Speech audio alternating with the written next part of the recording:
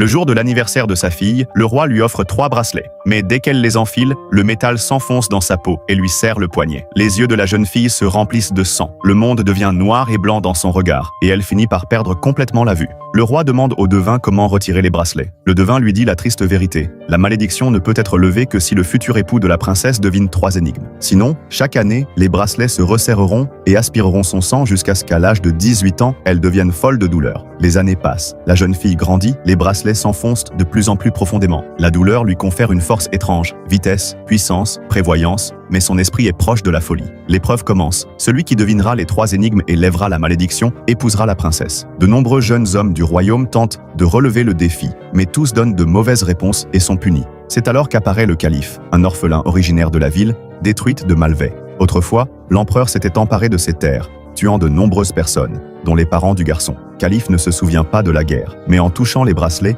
il se souvient du passé. Son père, le roi de Malvais, a maudit ces bracelets. Ce sont les bijoux magiques de la reine assassinée, la mère de Calife. Le jeune homme décide de participer à l'épreuve. Il n'a pas le temps de répondre à la première énigme. Le temps est écoulé. On s'apprête déjà à le jeter dans le feu, mais il se souvient des paroles de sa mère. Tant que tu es en vie, l'espoir est vivant. Écrit « l'espoir ». La réponse est correcte. Le premier bracelet s'ouvre. Il répond à la deuxième énigme au dernier moment. Le sang. Le deuxième bracelet disparaît. Il est prêt à répondre à la troisième énigme, mais la princesse, folle de rage, lui plante son épée dans le cœur et il murmure la réponse, son nom. Des larmes coulent sur la poitrine du jeune homme, mais il est vivant. L'épée n'a pas touché d'organes vitaux. À ce moment-là, le général de l'armée trahit l'Empire, rassemble les fragments des bracelets et, utilisant leur pouvoir, détruit tout sur son passage. La princesse, bien que folle, possède une force surhumaine. Elle imprègne la lame de sang empoisonnée et tue le général.